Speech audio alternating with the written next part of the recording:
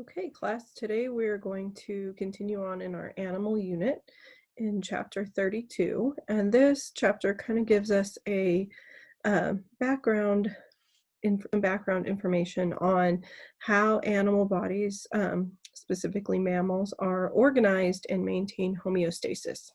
One thing I wanted to point out before we get into our content is I've created a course survey for you guys to complete on SurveyMonkey. So today, when you're going through the checklist, click on that link, and it's a 9-question survey. It should take you like a minute and a half or 2 minutes, unless you really want to put a lot of detail into your written answers. But if you'll go ahead and do that, and if you have any other comments on there, it's anonymous, about how things are going.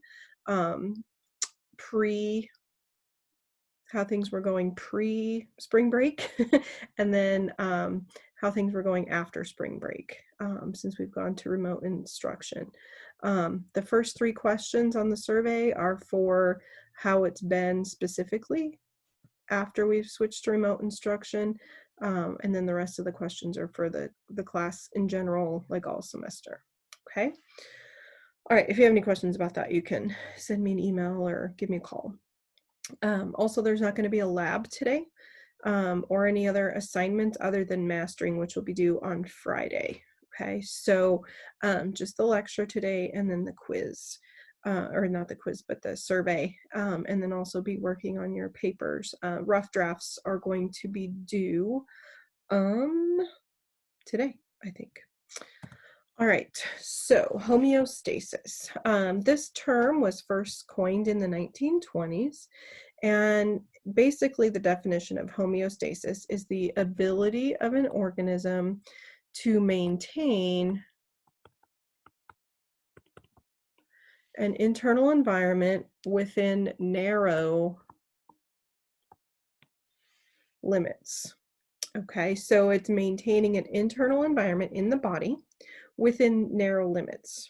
Okay, so keeping, for example, pH in the body, in the blood, for example, is 7.35. That's like the optimal pH in the blood. And so it's keeping that within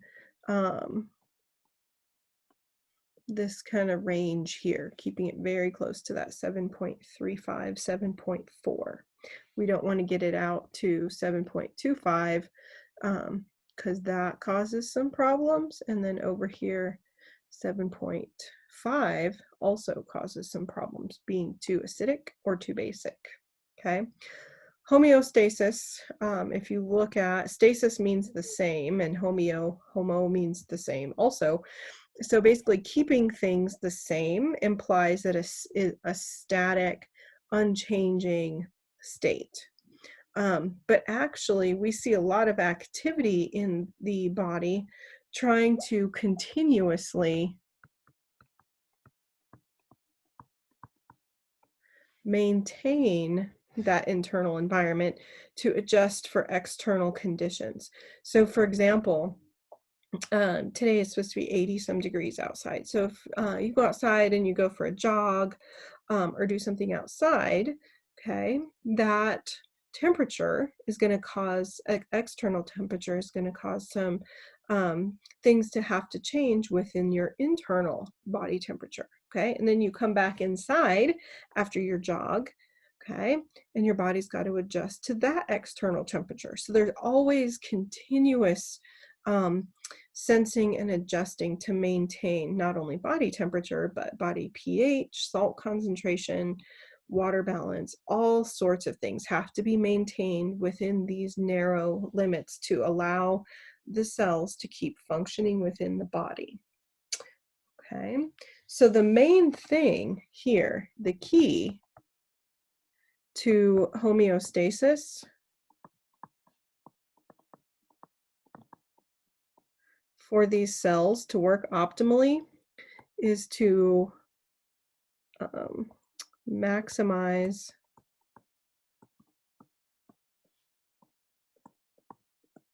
enzyme function. Okay, so remember back from last semester, enzymes are biological catalysts, and they basically catalyze or encourage chemical reactions. We talked about cellular respiration is one of the major chemical or metabolic reactions in the body.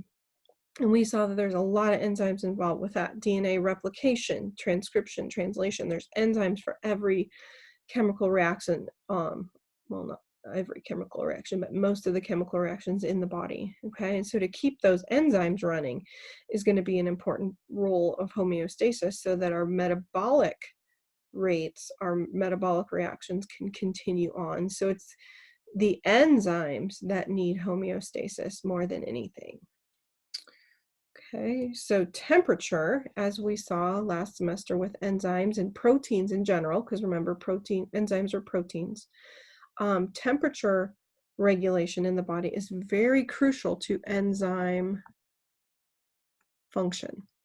Okay, so endotherms, or warm-blooded organisms, use or produce most of their body heat by metabolic reactions.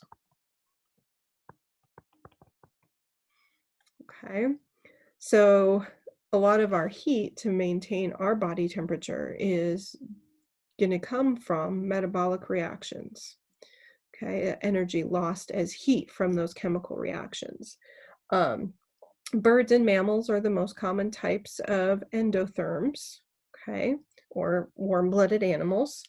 And another characteristic of endotherms is that they must maintain a higher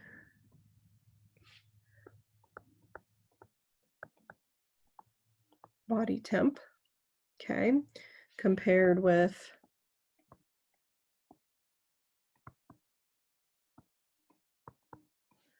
ectotherms, which we'll define in a second. And also, if you compare them to ectotherms, the body temp is more constant. Right, so you guys all know that snakes are cold-blooded, right? They're ectotherms, and so their body temperatures first thing in the morning, even in the summertime, are going to be pretty cool, and then during the day when temperatures warm up, their body temperature may have a 20-degree swing, whereas our body temperature, assuming we don't have a fever or we're not hypothermic, our body temperature probably stays within 1 degree all day long. Okay, so body temperature is more constant and it's higher. Okay, 98.6, which there's some evidence that that's a little bit too high for modern humans. But if you think of like cats and dogs and other mammals, their body temperatures are 100 or maybe 101. That might be a normal temperature. So body temperatures of endotherms are typically higher than ectotherms. Body temperature of most ectotherms, or cold-blooded organisms, vary a lot, like I said, as external temperature changes over the course of hours, days, or even weeks. Okay, many ectotherms will cool down and become inactive at night. Okay, or may warm up and become more active during the day. You know, maybe it's too hot for the snake in the daytime when it's 110, so they may become dormant during the day and become a little more active at night. Okay, let's see. So their temperature overall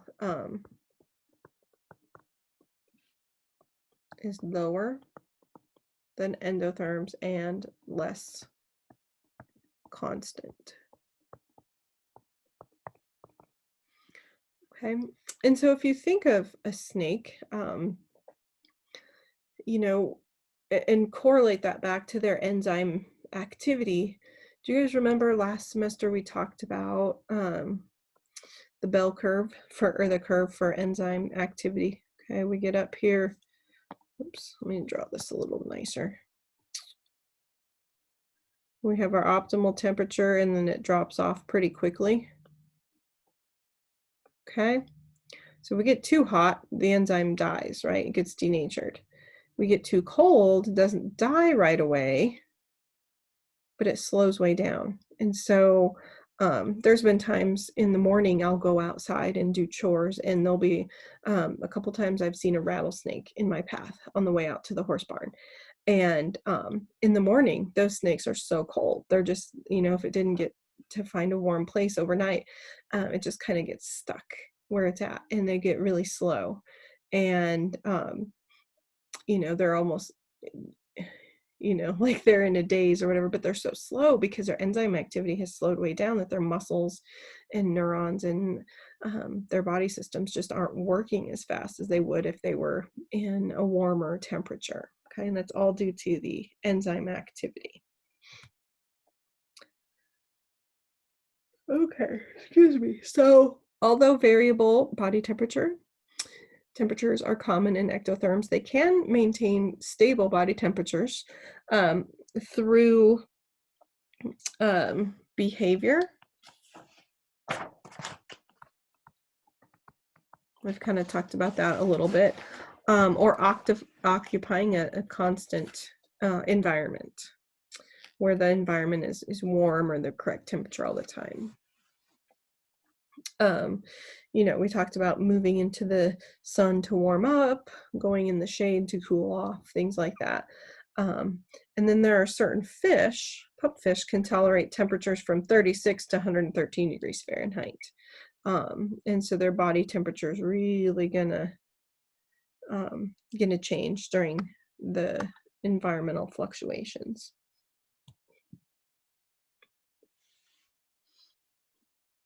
Most endotherms are going to have a temperature between 106 and 95. Both have benefits and costs to keeping their body warm. Major benefit to a warm body is that it can usually sense its environment better and respond more quickly. Major cost, though, is going to be the energy needed to maintain that high body temperature. So how is body temperature regulated? Okay, how is that homeostasis maintained? Through what we call a negative feedback system. And we've talked about negative feedback when we talked about enzymes and enzyme regulation and so forth way back last semester. But let's walk through this example here. So say person's cold, okay? The brain, the hypothalamus, is basically this control center for a lot of homeostasis reactions in the body. Okay, it's going to be sensing pH, it's going to be sensing temperature and all of these things. It's going to take information from all throughout the body and then tell the body how to react to that. Do we need to warm up? Do we need to cool down? Do we need to change the pH? What do we need to do? Okay, so the skin, for example, is going to sense that the body is cold. Okay, just like the thermometer in the thermostat is going to sense that the room is too cold. So you have the room set at 72 degrees, okay? It gets cool. It's wintertime. The room cools off to 70 degrees. Okay, thermostat says, oh, whoops, we want it to be 72. So then the thermostat is going to tell the furnace to kick on. Okay, then when we have enough heat, say we get 74 degrees, the thermometer is going to say, oh, it's 74 degrees. It's going to tell the thermostat it's 74, and then we're going to turn off the furnace. Same thing here. Okay, say this person gets dried off, they get a coat on and get warmed up. The hypothalamus is going to say, okay, we're warm enough now. Let's stop shivering. Let's stop doing all of these reactions that make our body temperature increase. Let's slow our metabolic rates back down. Okay. Oh, sorry, when I talk too much, I yawn. I'm sorry. So negative feedback is basically like you get a big response, you get an increase in temperature response, and that increase in temperature turns off the system. That's negative feedback. Okay, so all of the tissues and organs and organ systems in the body work together to maintain homeostasis. Like the urinary system and the respiratory system and the nervous system and the endocrine system all work together to maintain water balance. Okay, the urinary system has a really important role, but without the endocrine system, the urinary system wouldn't know when to conserve water and when to excrete more water. Okay, so all of these systems are tied in together, and the main job of the body is to maintain homeostasis. Okay, but we know that there's a hierarchy of structures that starts out with the cells. Okay, we studied cells last semester in the very most basic level. Okay, all living things are made up of cells. A group of cells make up tissues, a group of tissues make up organs, and then several organs make up organ systems. So in an animal body, a tissue is made up of lots of structurally similar cells that work together to perform a particular task. Okay, so remember, all animals have tissues except for sponges. Remember that? Sponges they lack true tissues. Tissues are the building blocks of organs, which are discrete structures that perform complex functions. It would be things like the kidney, the stomach, the bladder, those types of things. And then organs are grouped into organ systems, like the urinary system, which would include 2 kidneys, 2 ureters, a bladder, and a urethra. These work together to collect wastes, form, store, and release urine, and those, which contains those wastes, release that from the body. Okay, so there are many different types of cells that make up the urinary system. There's epithelial cells, there's smooth muscle cells, there are cells in the vessels, the blood vessels, all kinds of different cells, different types of tissue, epithelial tissue, connective tissue, muscle tissue, vascular tissue, which we don't cover, which is basically the veins and arteries. Those tissues all come together to form the organ, which is the bladder. And then we put the kidneys, the ureter, bladder, and urethra together to make the whole system. Okay, so looking at tissues, specifically, animal tissues are composed of similar cells that function together. Let's see, tissue may include extracellular or out of the cell components that are produced by the cell. So we have our cell, and then there may be things that are produced outside of the cell that help make up that tissue. So you might have a cell here,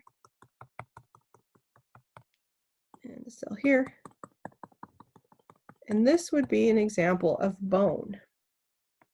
Okay, this cell is called an osteon, which we'll define that later if you can't read that.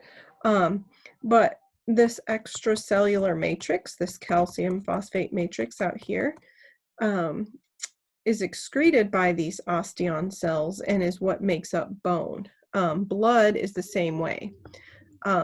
Extracellular component of blood is going to be the blood plasma, which is the liquid portion of the blood.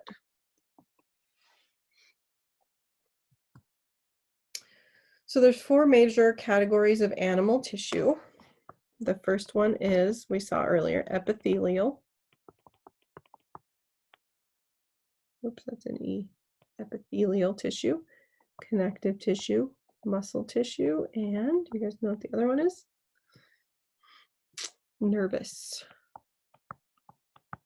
or nerve tissue. Okay, so those are the 4. We're going to start out looking at epithelial tissue. Epithelial tissue covers the body, lines body cavities, and forms glands. Okay, I'm going to stop right here and define gland, a couple types of glands. There are exocrine glands, and there's endocrine glands. And these are special types of glands. These are special types of tissues that make products, okay? An exocrine gland would be like a sweat gland. And with the sweat gland, sweat is made in the skin, and a little tube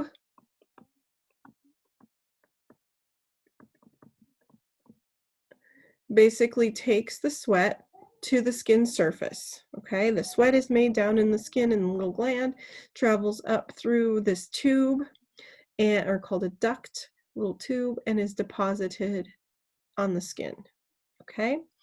In the liver produces bile and stores it in the gallbladder, and there are little tubes that connect the gallbladder and the liver and the small intestine that deliver that bile fluid down into the small intestine, where it can help digest food and break fats apart. Okay, so a tube is what delivers products of an exocrine gland. An endocrine gland is going to produce hormones. So for example, the adrenal glands that sit on the kidney are endocrine glands. They make things like adrenaline and epinephrine and cortisol, the stress hormone. Those are all made in the adrenal glands. And the blood stream delivers the hormones. There's no tube, no duct. Those cells just excrete the hormones. The hormones make it to the bloodstream and are traveled around the body that way.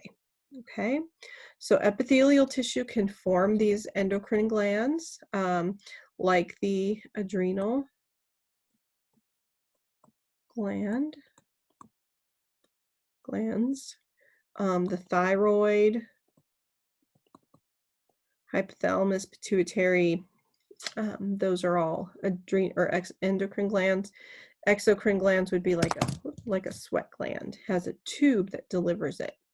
Okay, so epithelial tissue covers the body, like with the skin, and then lines the body cavities. Okay, it's going to line the digestive tract, it's going to line the respiratory tract, or well, the lungs, and so forth. Okay, so epithelial cells cover both internal and external surfaces, forming the epidermis of the skin, as we said. Okay, they line ducts and hollow organs like the lungs, the heart, the bladder, blood vessels, digestive tract, all of those types of things. And epithelial membranes or epithelial tissue will help really allow good gas exchange to happen between the lungs and the blood, and then also regulate and help really efficiently move nutrients from the digestive system. So we'll go gases from the lungs to the blood, nutrients will go from the GI tract to the blood. Okay, so these structures, this type of tissue really allows very efficient movement of molecules. Okay, we really want a lot of oxygen to leave the lung and go into the blood, where it can circulate around and deliver that gas. We want a lot of CO2 to be able to be transferred back to the lung and breathed out. okay? So the epithelial cells are going to allow that to happen. There's a couple of types of epithelial cells. A simple epithelium is one cell thick, and stratified, if you think of like a stratified layer, basically these are cells made into at least one or more layers. And then within each category, so we can have simple cuboidal epithelium, we can have simple squamous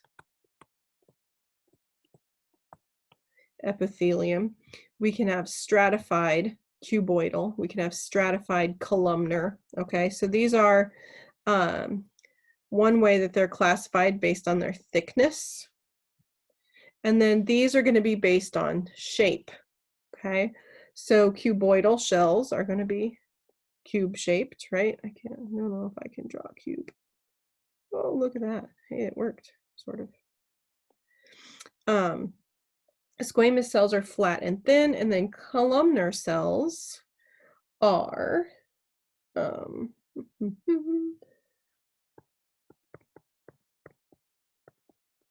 very long. I'll show you a picture of here in a second, but some of these cells are going to be ciliated. Remember, cilia are like little hairs.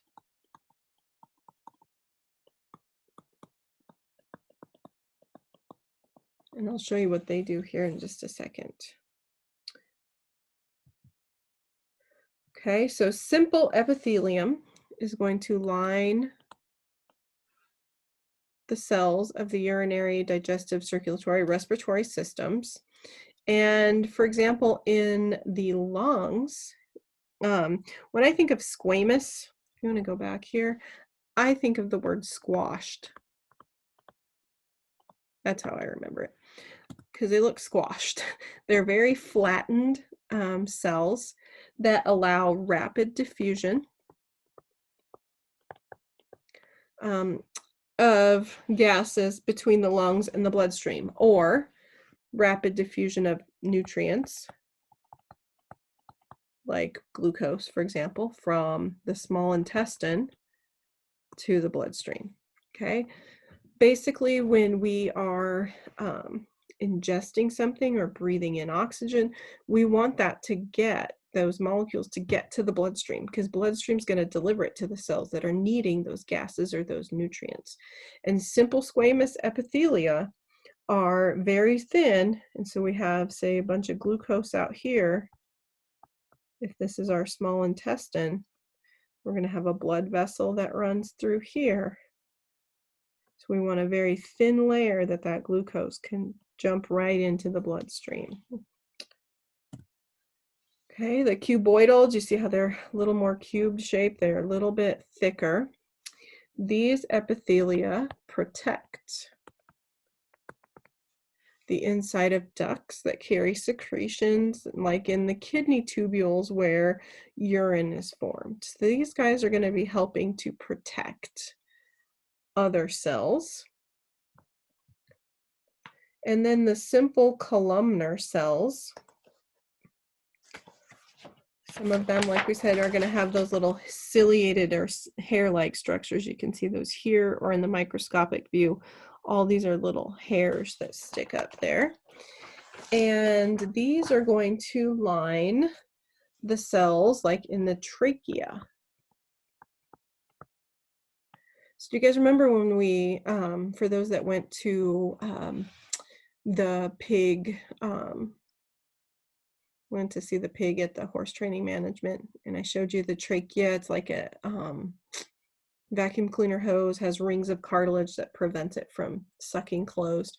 Well, the trachea also on the inside is lined with these stratified columnar cells, and these simple columnar cells. These cells have cilia on them. So that way when the pig, or if you or I go outside and it's dusty and we inhale dirt and bacteria and stuff, those little cilia sweep. That's called a mucociliary escalator, where they work, I'm trying to get in the camera, like this. They flip dirt up And also there's what's called goblet cells, these here. These produce mucus. Okay, so if you were to go out and you really inhale a bunch of dust, the mucus will trap the dirt, and then the cilia will work together to sweep that stuff up. So you can either cough it out or swallow it into the stomach. Coughing it out is much better. So that's what that does. So let's see. So the mucus traps inhaled debris, and the cilia sweep it out of the trachea to protect the lungs, because we really want to protect the lungs from dirt and bacteria and things like that, because we don't want to cause a pneumonia or a lung infection that could be life-threatening. So that's one of the ways the body tries to protect itself. Stratified epithelium, again, 2 or more cells thick, and is going to withstand wear and tear. Okay, so these are going to be in areas where there's a lot of sloughing or scraping off of skin cells because of passing material or touch or whatever. The stratified epithelium would be found in the esophagus, which is your food pipe. The trachea that we talked about earlier is the windpipe. This is where your food goes down. So as food's traveling down your esophagus, it's going to wear away those outer cells. And so having that stratified or multiple layer is going to help protect the esophagus. The skin, okay, we'll talk a little bit more about the skin here, but the dead skin cells flake off, take bacteria and things with it as well. So here's different, you can see different layers to that tissue. Okay, so that was epithelial tissue, the covering type tissue. The next one is connective tissue. And connective tissue is a really diverse group of tissues that are going to mainly be working to support and strengthen other tissues and to help bind cells into place, basically. So connective tissue, there's 3 categories of those. We'll call those A, B, and C, if you kind of like to outline. There's loose connective tissue, there's dense connective tissue, and then there's specialized connective tissue. Loose, dense, and specialized. So the first one, connective tissue, is a loose connective tissue, and it's the most abundant type, abundant type you'll have in the body. And this is going to be a flexible connective tissue. It's going to connect and support and cushion other types of tissue, and it's going to form kind of an internal framework for organs like the liver and the spleen. Okay, these tissues are the cells are very spread out. One important loose type of connective tissue is fat or adipose tissue. And that is basically fat that's going to store energy, of course, cushion, and also insulate the body. The next type of connective tissue is dense connective tissue, and these are going to be tightly packed. The other ones were kind of loose and the cells were all spread out in that tissue. Dense connective tissue is very packed in together, and it's going to have collagen fibers that strengthen it. Okay, now collagen is a type of protein. Okay, now the most known types of dense connective tissue are the tendons and the ligaments. Okay, so tendons, do you guys remember? I always have trouble remembering this one. Is it going to be bone to bone or muscle to bone? Remember? Tendons connect muscle to bone, and ligaments connect bone to bone.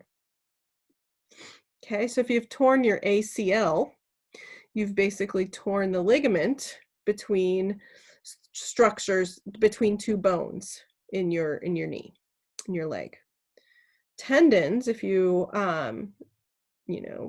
pull a tendon, you're going to pull the connection between your muscle and the bone. Okay? So these collagen fibers run parallel to each other. And that's going to give them some really good strength. If you think of your knee, especially if you're an athlete, or if you've ever played a sport or do any running or anything like that, you need a lot of strength to hold those knee joints together, those knee, the bones and the muscles and so forth. Okay, but they're only going to have a lot of strength in the direction that those collagen fibers lay. Okay, so if you have, say, a ligament and you have collagen fibers stacked all on top of each other, okay, if you tear, okay, usually that's the kind of injury, right? There's a tear, they have a lot of strength this way, okay, but if you tear across that, they're not going to be as strong, and that's when you can see, or when you can get an injury. Okay, so here's those collagen fibers here, those protein fibers. So there'd be a lot of strength this way within this tendon, but if you were to tear it that way, it's not going to have as much strength. Okay, then the last type of connective tissue, it is called specialized connective tissue. And there's different types of specialized connective tissue. There's cartilage, there's bone, blood, and lymph. And lymph is basically just extracellular fluid. And if you wanted to have a technical definition, you could add that it's inside a lymphatic capillary, but this is just extra fluid, okay? Cartilage is a specialized connective tissue because it's going to have a rich collagen mixture and also elastic fibers. And collagen is going to cover the ends of the bones and joints, and it's going to help provide a protective framework for the body. Okay, it's also going to help protect the respiratory passages. Remember the trachea with the cartilage rings. Okay, it's going to support the nose, the ears, and then also between the vertebrae. Oops, wrong way. Okay, there's collagen in the cartilage. One other thing about cartilage is there's a very low blood supply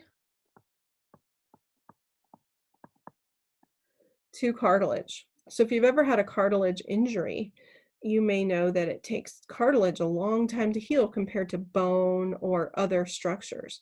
And that's because there's just not a lot of blood supply to that cartilage, and so it takes a longer time for things to heal.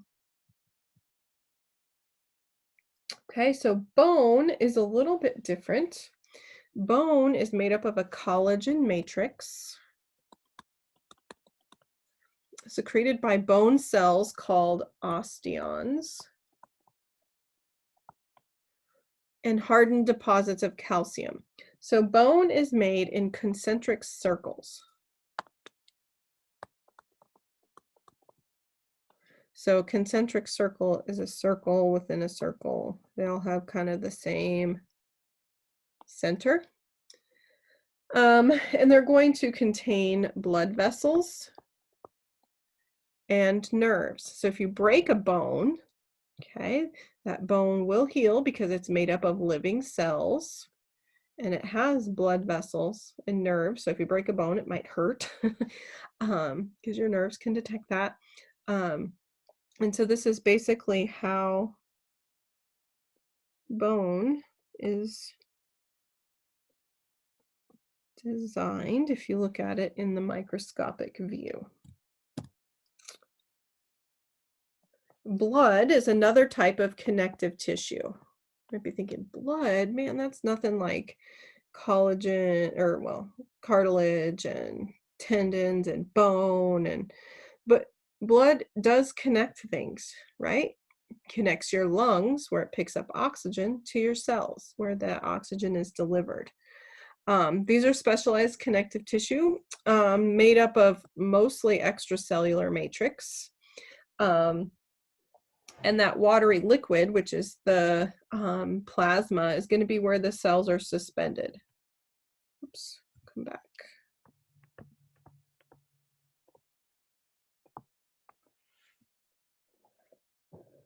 So blood is made up of red blood cells, or erythrocytes, if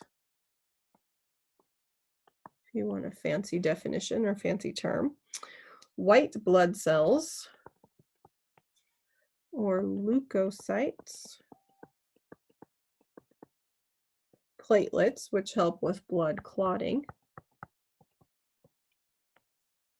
and then the liquid portion of the blood is called the plasma. So here's what a red blood cell looks like. It's going to grab onto 4 molecules of oxygen and deliver it to the cells. Here's the platelets that help with blood clotting, and then these are examples of white blood cells. There's lots of different types of white blood cells. Okay, there's also, let's see, which number were we on? Whoa.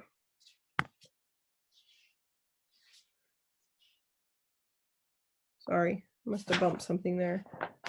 Number 3, muscle tissue. Okay, so we had connective tissue, epithelial tissue. Now the third type of tissue is muscle tissue. And muscle tissue has the ability to contract. Okay, so you know muscles contract, right? They relax and contract to help with movement and all kinds of different things. And muscle cells have 2 different types of fibrous proteins where they slide past each other, and this allows the muscle to contract. And then when the nervous system tells the muscle to relax, that's going to tell the muscle to relax. And it happens passively when the stimulation of the muscle by the nervous system stops. Okay, so unless there's a signal sent, the muscle is going to be automatically relaxed until the nervous system says, okay, contract. And so there's a couple of diseases, botulism. If maybe you've heard of Botox. Botox is an injection that you can get that's made up of botulinum toxin, which is a toxin produced by bacteria. It could be a foodborne illness, or you could get it through a wound, which is less common. But botulism prevents or blocks the signal for muscle contraction. Okay, so a patient with botulism, their body will not be able to contract its muscles. And so this is life-threatening to them because they may not be able to contract the diaphragm, which is a muscle that helps you to breathe. On the opposite of that, there's tetanus or lockjaw. Wow, I can't spell. T-E-T-T-E-T. There we go. Tetanus. That prevents relaxation. Same kind of thing. It's a bacterial toxin. So if you step on that rusty nail, a week or 2 later, if the bacteria grow and release a toxin, it will begin to cause the body to not be able to relax its muscles. And you know, we see pictures in other classes like microbiology of people with tetanus, and their bodies are just really clenched up. Their backs will arch if they're laying back. It's very, very painful because your muscles, all of your muscles, will eventually not be able to relax. And it starts in the jaw. The jaw will become very tense, and that's why, well, one of the places that it will start, and that's why it's called lockjaw. person will not be able to eat. They have to be fed with a tube and so forth. Very unpleasant disease. So get your tetanus shots if you haven't had one in the last 10 years. So there's 3 types of muscle. There's skeletal muscle, smooth muscle, and then cardiac muscle. Skeletal muscle is under control of the nervous system, and it can be controlled voluntarily. Okay, so I can think about moving my arm and writing on this screen. Okay, I have voluntary or conscious control over that. And this is an example of what skeletal muscle would look like. Notice the striations here. Okay, we also see that in cardiac muscle, the striations. Here's a picture of those. We'll come back. Cardiac muscle is found only in the heart. And it is active under involuntary control. Right? You don't have to think about telling your heart to beat. It just beats, even if you're awake or in thinking about your heart or sleep and dead to the world. You know, it works involuntarily. It is under the direction somewhat of the brain, but the heart is what we call autorhythmic. And so it kind of has what's called the pacemaker. You have a natural pacemaker in your heart, and the heart can basically regulate itself until it needs to be overridden. Like if you're exercising or something, the brain can tell it to speed up or to slow down. Cardiac muscles connected, each of the cells are connected by what are called intercalated discs. Those little discs are going to be things that allow electrical signals to spread throughout the heart and coordinate the contraction, that pacemaker. This is called the cardiac conduction system. Okay, so the cardiac conduction system is a group of different cells that basically send signals from the pacemaker all throughout the heart that tell the heart muscles to contract. And again, they're going to have these fibrous proteins that give them the striped type of appearance. And then these are the intercalated discs that help with that nervous electrical signal passing through. The third type of muscle is smooth muscle, and these do not have a striped appearance, and they're found kind of all over in the body. This muscle is found in the walls of the digestive tract, the respiratory tract, the uterus, the bladder, blood vessels, skin, in the eye. You know, maybe if you have asthma, and you've ever had an asthma attack, or maybe somebody you know does. What can happen is there's smooth muscle that lines the little air passages in your lungs. And when those little air passages constrict, it makes bringing air into the lungs a lot harder. Okay. They can also, if you're exercising, or maybe you almost get hit by a car and you have a lot of adrenaline running, they can also open and widen as well. Same thing with blood vessels, can narrow and constrict, or narrow and dilate, constrict and dilate. Smooth muscle produces slow, sustained, or continuous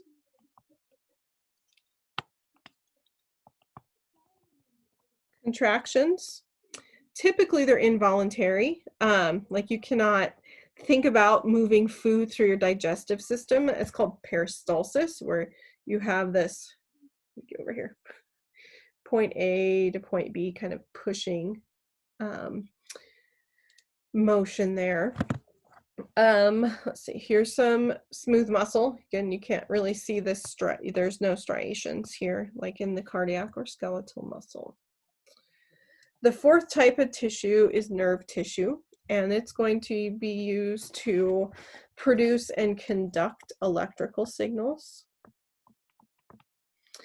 Okay, so being able to sense and respond to the world is going to be due to our brain, spinal cord, and nerves, or our nervous tissue. Nerve tissue is made up of two types of cells, nerve cells and glial cells. Nerve cells are called neurons.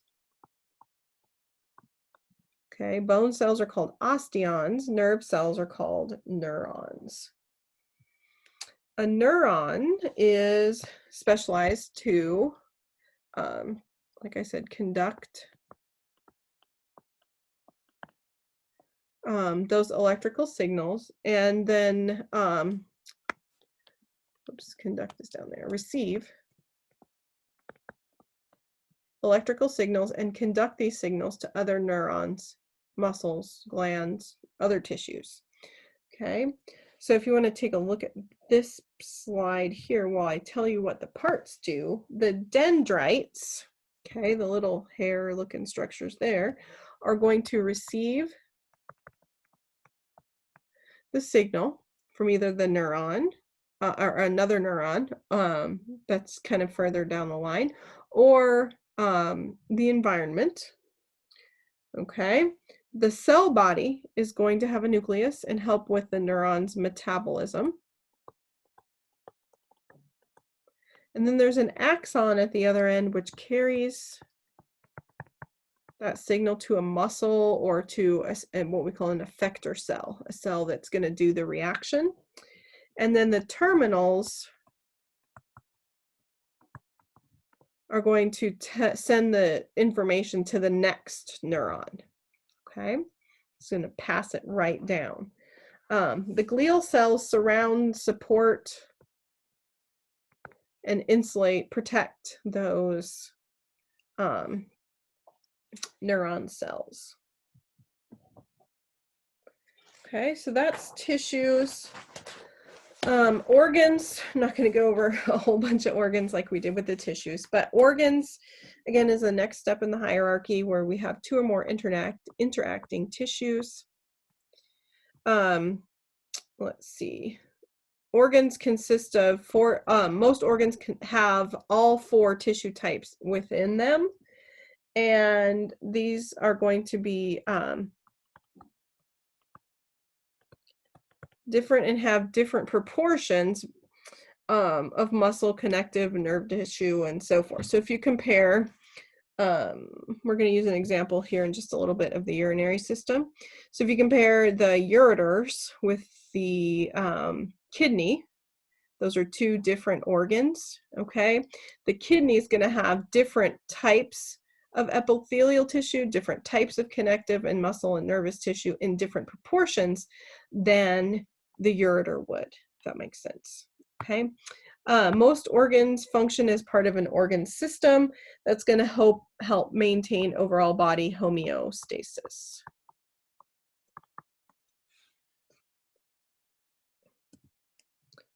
Okay, so here's one organ, and I'm just going to briefly look at this really quick, and that's the skin. And the skin is actually your largest organ. The skin consists of an outer layer of epithelial cells, and then under that there is connective tissue.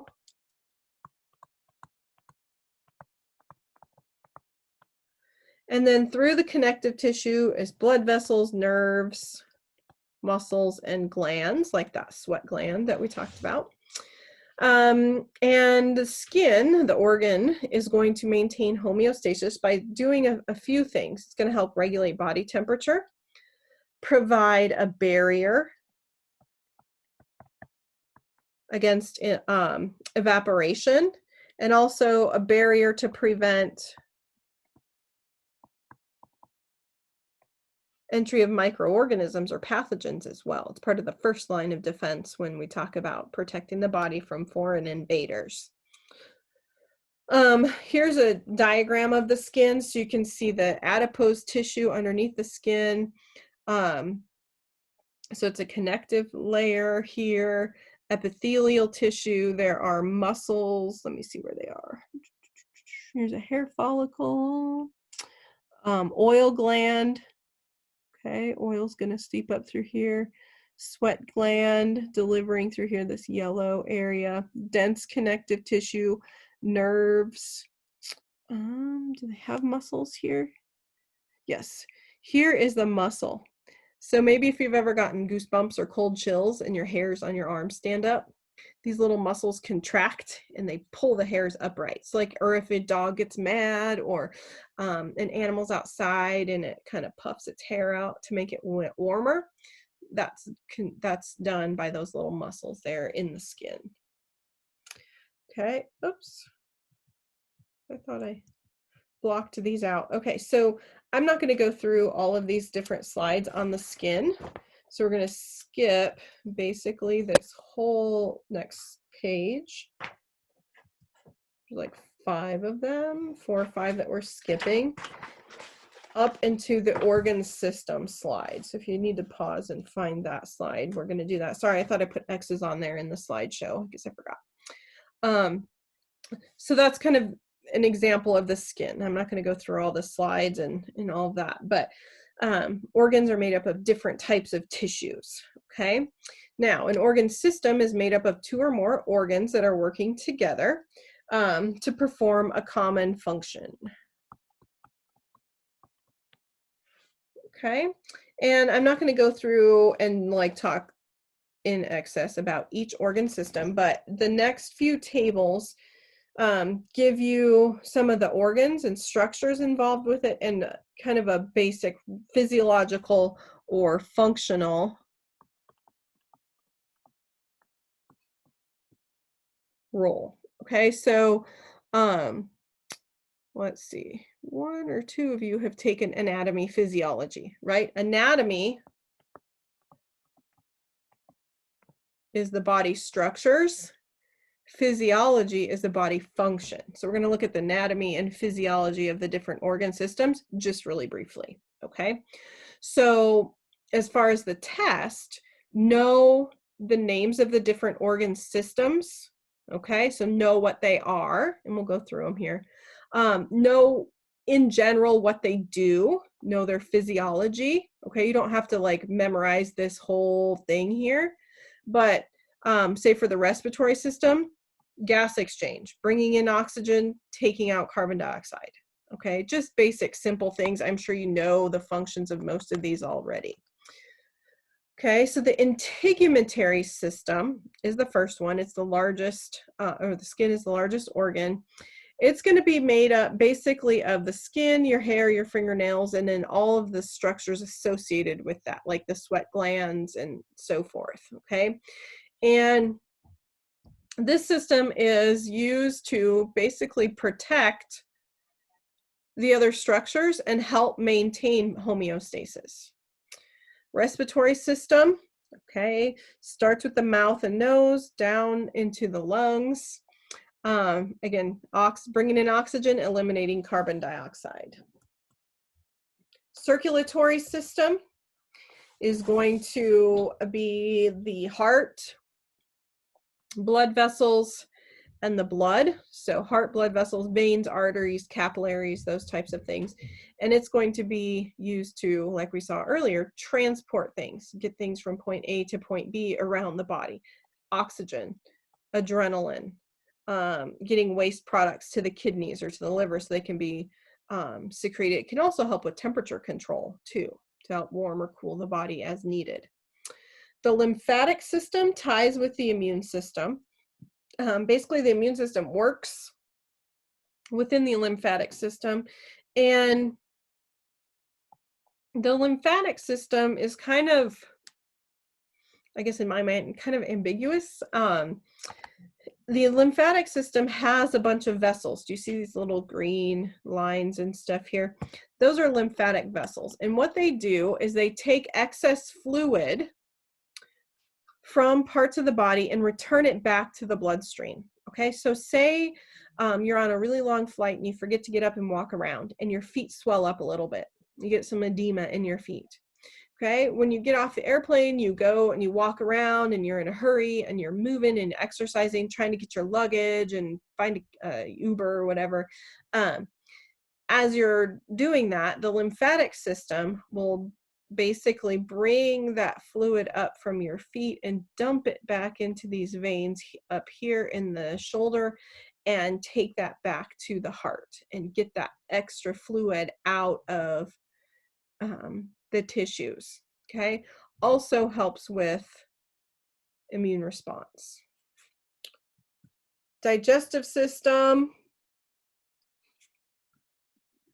breaking down energy or breaking down nutrients to provide energy, and other materials like glucose and amino acids, fatty acids, things like that. Urinary system, clear out waste, maintain water balance, those types of things. Nervous system, brain, spinal cord, and so forth, basically controls communication throughout the body. Okay, it works with the immune endocrine system. Both of these help with communication. Okay, sending messages. The endocrine system, things like we talked about earlier, the thyroid, adrenal gland, ovaries, testes, excuse me, they're going to produce hormones and secrete those into the bloodstream. Skeletal system, bones, cartilage, tendons, ligaments, you know what those are for. Muscular system, we talked about that. Male reproductive system, basically produce sperm and father children.